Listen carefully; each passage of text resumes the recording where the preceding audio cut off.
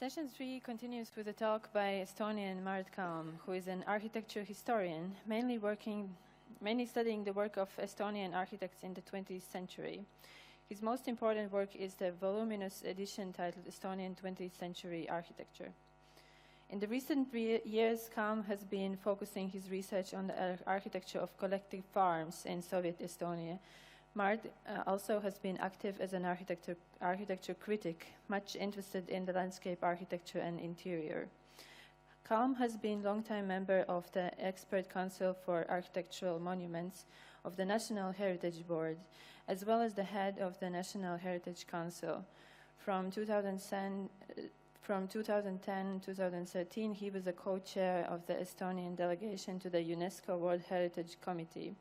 Since 1992, Mart has been working at the Estonian Academy of Arts.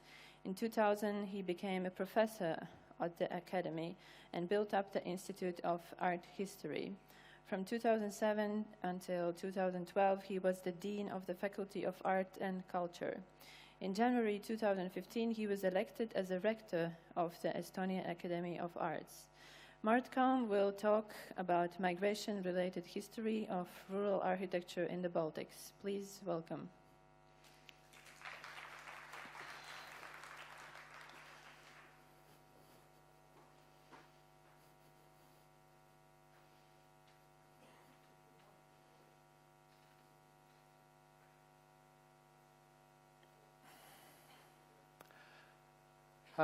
Thank you for inviting me.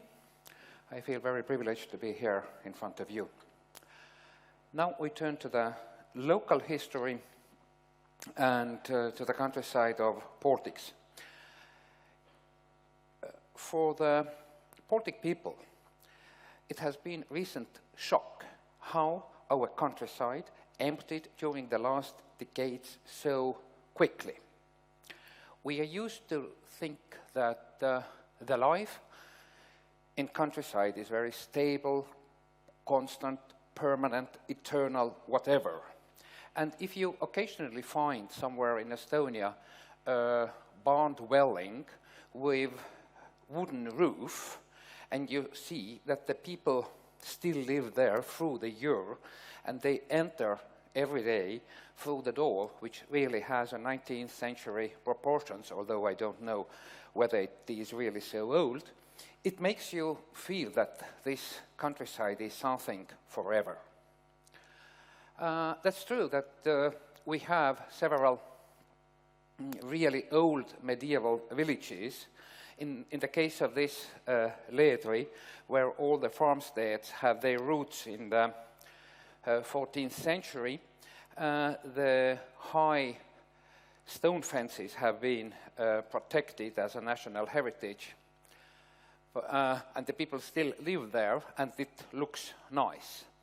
But these compact medieval villages structure has changed a lot, especially during the 19th century, when the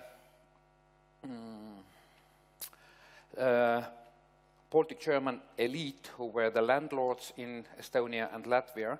Usually Estonia and Latvia peasant history is very similar because these parts were baptized Christianized by German crusaders since the 13th century, and they remained the upper class, the elite, since the 20th century.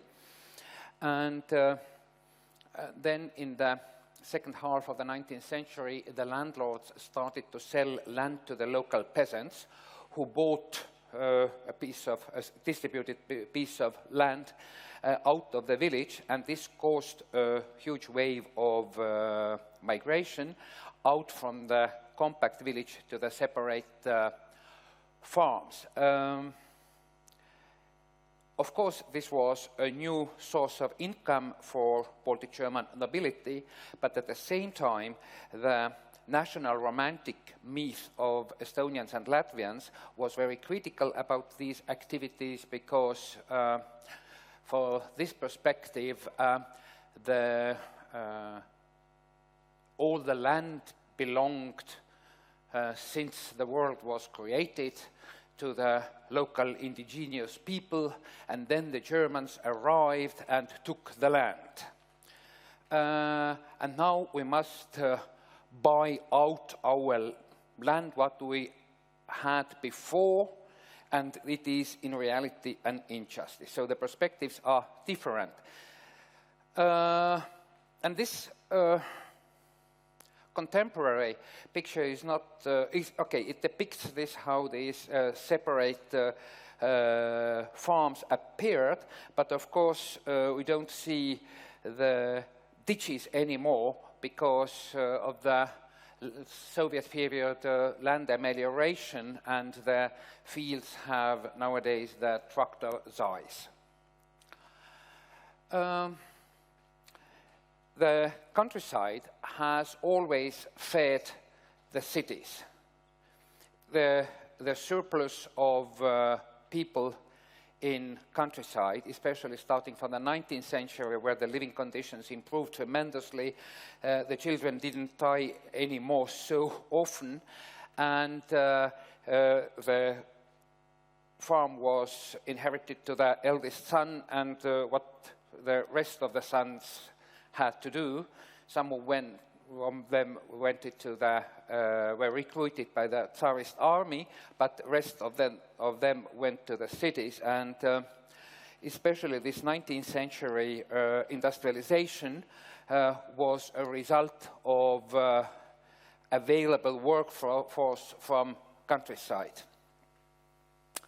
And the cities were, okay, the industrialization and urbanization in Estonia and Latvia was late and not so intensive as it was in Western Europe, but still the Riga was a kind of miracle, because if at the beginning of the 20th century Tallinn has reached the 100,000 inhabitants, Tartu is 50,000.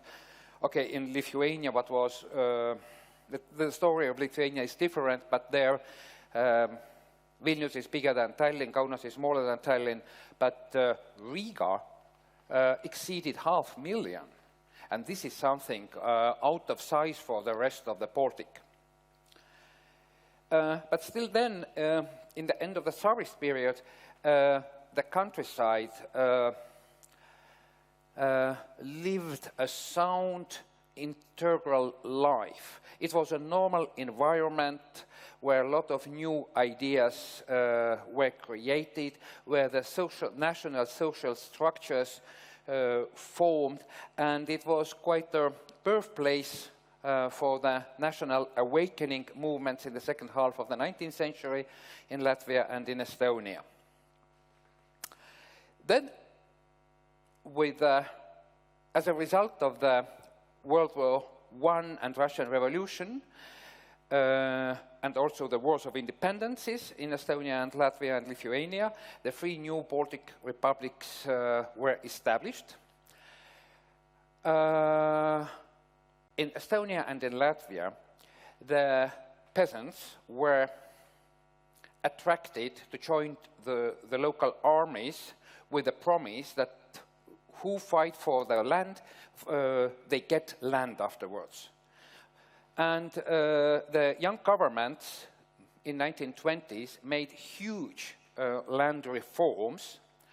In Estonia, almost all of the land of Baltic-German nobility was expropriated and redistributed to the Estonian peasants. Only in Estonia, with very small territory, okay, not very small, actually the same size as Switzerland, but with much less population, 65,000 new farms were established for smallholders. In Lithuania, okay, the situation in Lithuania was different in this sense that the manors were much smaller than in Latvia and Estonia, and they had much less land. And that's why much less new smallholders farms were established in Latvia. But in Estonia, and in Estonia and Latvia, this land reform caused again a huge wave of migration that the whole new pattern of settlement appeared. And of course, as a result of this was that the Estonia and Latvia were in the interwar Europe the most equal countries, where the contrast between the biggest and smallest income were very small, and the huge middle class of smallholders shaped the society. Then the smallholders who got just a plot of land, what was empty, a manor field usually. It was not easy for them to start a life with your family there. They needed buildings, cattle, etc. And to start a new life, they went to bank and they wanted to get a loan. But the bank said that, you just describe us that you would like to build a beautiful house, but we don't know how does it look exactly. We need a design. And on the basis of design, we can measure that that's the cost of the building, and we can give you a loan. And from here, in Estonia, I don't know so well about Latvia, started the hostile attitude towards the architects. For common folk, the architect was a parasite. I clearly know which kind of building I am going to build. And now they, with their drawings, which no one understands, try to make money on me. And to be true, if we travel around in Baltics, we see that very few farms have been built according to the real designs.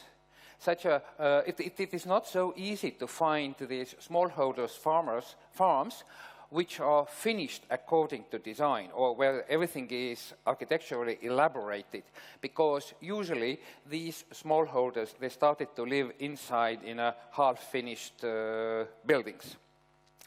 But actually, in all three countries, the peasant societies, with the help of state, arranged the design institutions who prepared for these new settlers. They prepared for new settlers the standard designs. There were several competitions. Estonians were very proud that they were successful in 27 at the competition of Lithuanian standard designs. But of course there was a different stories. If in Latvia there has always been plenty of architects since you had Riga Polytechnicum. Several Estonians also studied at the beginning of century here in Riga, but Lithuanians started to urbanize only in early 1920s. The Vilnius and Kaunas until the Lithuanian Republic were mainly Polish, Jewish, Russian cities, and there was less educated Lithuanians than in Estonia or in Latvia, and the Lithuanian architects appeared later than in Latvia and in Estonia. But if the architect designed house for his uncle, then his architectural ideals became much easily true, and but I would say that this type of architectural building, this type of countryside architecture is quite exceptional. More often you see traditional types of more traditional types of housing for these smallholders, like here, where the living and animals are under one roof. And if you look at the interior of new settler, you see that the life of these new settlers was quite modest. But in some cases, the houses are more ambitious, although I don't know here the designer, which probably comes from Pärnu. And in some cases, like this in nearby Pärnu, you see also that the furniture and the ovens were bought from Pärnu, and even oil painting is on the wall. This also in 1930s, this village life was very integral, and these new settlers and the old farms, like this one here, they formed together one community which functioned together quite well. But then the biggest waves of migration were caused by the World War II. First, after the Molotov-Ribbentrop Pact, the Baltic-Germans left in the autumn of 1939, but this is not so much related to the countryside. But then from countryside, the biggest migration wave happened in the autumn of 1944, when the Russian troops arrived and Germans were fleeing. Then 140 Latvians, 140,000 Latvians, 80,000 Estonians, and 60,000 Lithuanians escaped the country. And, okay, the Lithuanian emigration towards the US has been very big already in the beginning of the 20th century, but as a result of this huge, well, not huge, but quite big communities of Latvians and Estonians emerged in Sweden, and later when there was a policy that Sweden gave back to Soviet Union 148 refugees, then it caused a panic in Sweden, and Estonians and Latvians continued to Canada and Australia. Okay, and some Baltic people also went away through Germany, from where they continued mainly to the US. That's true that among those who left the country in the autumn 1944, mainly they were the elites, intellectuals, who have left from the first deportations in 1941, but also a lot of coastal people. Those who had a very simple folk, fishermen and farmers from coastal areas who had the boats. And it's interesting that, and usually quite often not told part of this migration, that voluntarily several people also returned from Sweden, especially these most simple fishermen families on Estonian islands and coastline, who just were not able to adapt to a life in Sweden. They just wanted to return to their fields and animals in their small farm, because that was their world.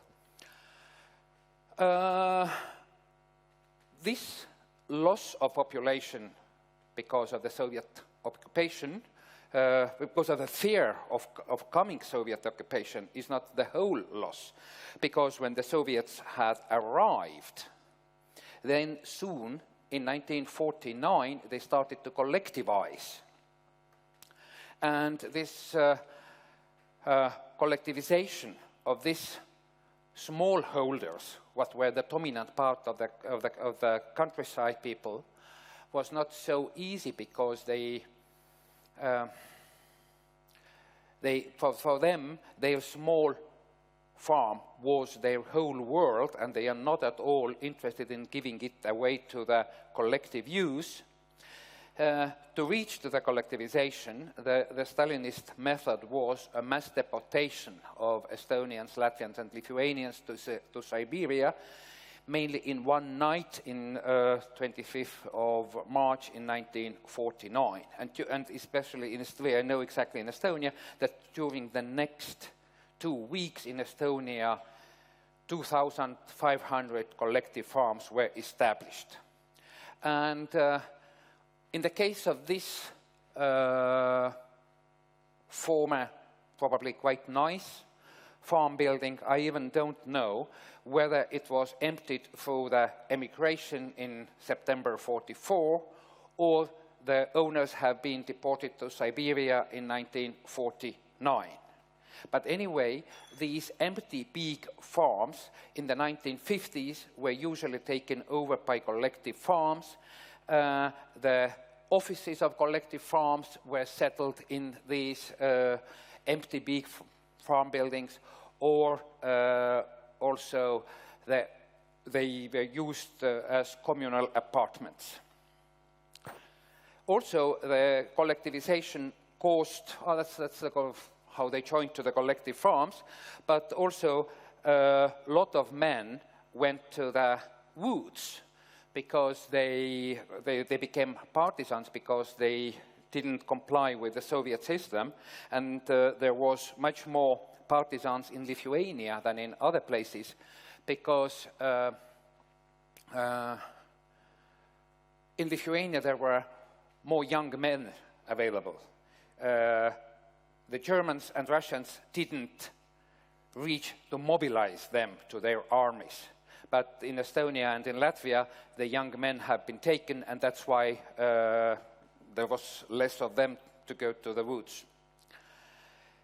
But after the Stalin time, during the Khrushchev thaw, and especially in 60s, the collective farms, after several reforms, adapted to the new system and became economically quite successful. They produced to the bottomless Russian market, what was also the cause of the industrialization of Baltic lands in the early 20th century. And in this way, it was a very stable market situation, and the Estonian and Latvian and Lithuanian kolkhozes, they functioned like a kind of oasis. Of course, according to the all-union task distribution, for example, the task of the Estonian agriculture was to supply the Leningrad region, which was almost 5 million inhabitants versus Estonian 1.5 million. And there were a lot of jokes like about these pigs produced, the pork produced there in this factory, that the ears and tail remained in Estonia and the rest went to Leningrad.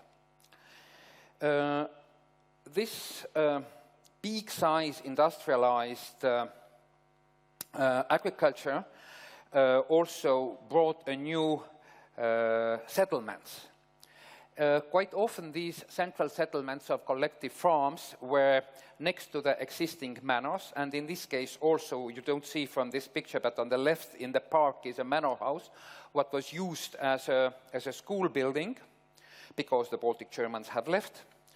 And here you see that in the background there are the old farms, which are probably the new settlers of the 1920s, and the elderly people remained there, while the young generation who didn't want to live several generations altogether, the young people migrated to the flats in these new buildings. And usually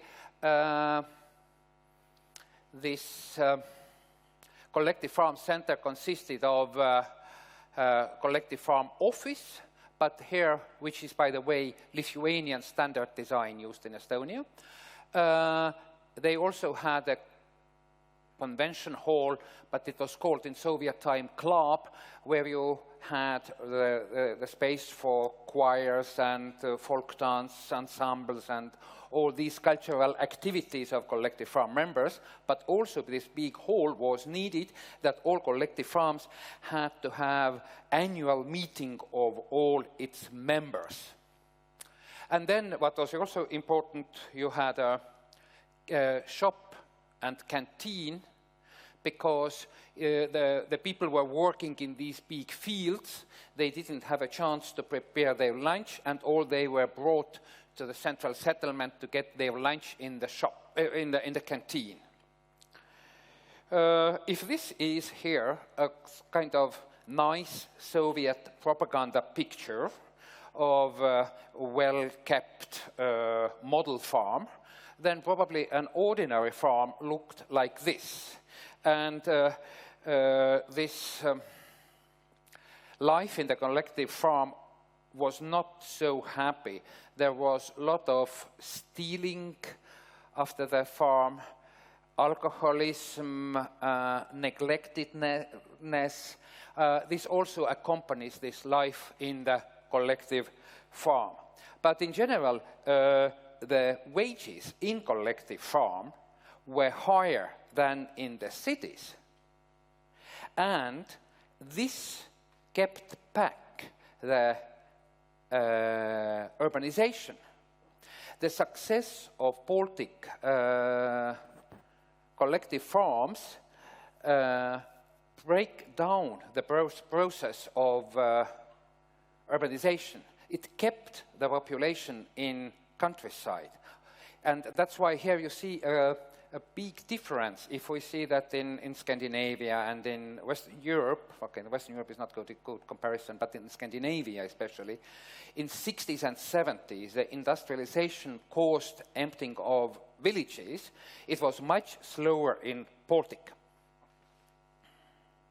And especially because of the success of farms who offered jobs, who offered apartments, and not only apartments, but here you see how urbanized sometimes in Lithuania the farms were, where when the housing was done by the big urban panels, using big urban panels, and from the lifestyle, this is for me very interesting, that you see also that the people who had 2 or 3 room apartments here, behind the apartments, they had their gardening plots, and behind the gardening plots, they had the barns. These are the barns where you can keep 1 cow, 1 pig, probably 2 sheep, and some rabbits, chickens perhaps. It's interesting lifestyle, and I haven't seen in Estonia so well-designed barns. Okay, they are disused nowadays, but still, it was a surprise for me to discover these in Lithuania. But next to this apartment blocks, also the collective farms built cooperative housing for the best of their workers. There was, especially in Estonia, there was a competition between the collective farms who gets the best veterinarians and agronomes, and this well-educated technical elite of the collective farms who actually forged the success of each farm, and the system of bonuses was quite important to keep your workforce for you. And these one-family houses, which usually were designed, the standard designs which based on the Scandinavian catalogs, were quite nice. And there is one more difference, that if especially in Lithuania, in Soviet time, they tried to avoid to have apartment blocks in countryside, and most of the central settlements of collective farms consists of one-family houses, but in Estonia, where they tried to be most effective, probably, they built much more apartment blocks and much less is in one-family houses. This kind of oasis of collective farm life in Baltics lasted until the end of the Soviet period. Some people have a nostalgia about this Soviet collective farms, because the whole system immediately collapsed in early 1990s, because Russia was not happy with our independence, and they closed their market immediately. And nobody needed anymore our dairy products, and the 1990s to survive in countryside was quite complicated. And that's the reason why the countryside emptied. But there is also nice counter movement that during the thinking revolution in the second half of the 1980s, okay, it's not so populous, but still there was a clear movement that let's turn back to the countryside. Let's start our life in farmhouses, a very national, romantic attitude where young people, usually with university education, they returned to countryside with a small life. There was a huge propaganda that the whole country should be fulfilled with children, and they reopened the old schoolhouses which have been closed down because there was not enough children anymore in countryside. Very few of them have survived. During the 1990s, most of those returned to the cities, but you see that some of them are still active, but they have, of course, adapted to the new lifestyle, and now they earn from showing chickens and turkeys and goose and ducks to the visiting city people. And the countryside tourism, and these are the sources of income in countryside nowadays. And probably the most typical picture in countryside is of this kind.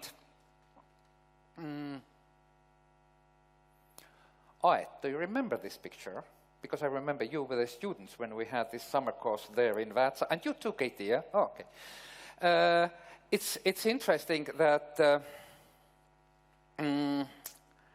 it's not so easy picture, actually.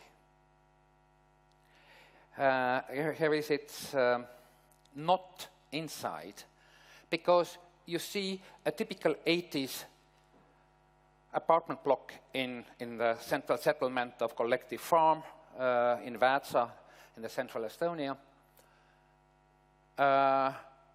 But the lawn in the foreground is mown. The reason of it is that on the left side out of the picture is another similar building. And because a lot of people have emigrated, have migrated away, have went to the cities or maybe abroad, so all the families have moved from 2 buildings to a 1 building. And that's the economy, that you don't heat, and in a Nordic climate it's quite a big expense. You don't heat the second building. All who have left here, they are in 1 building, and that's why they have mown the lawn. And of course this empty countryside, as a result of these no jobs, no work, and cities and EU are attractive, but there is some positive counter-movement again, that since the 1960s, the people, the urban dwellers, who maybe like the country life, and sometimes it's their grandparents' farms, they use these former farms as summer cottages. Of course, it doesn't give you a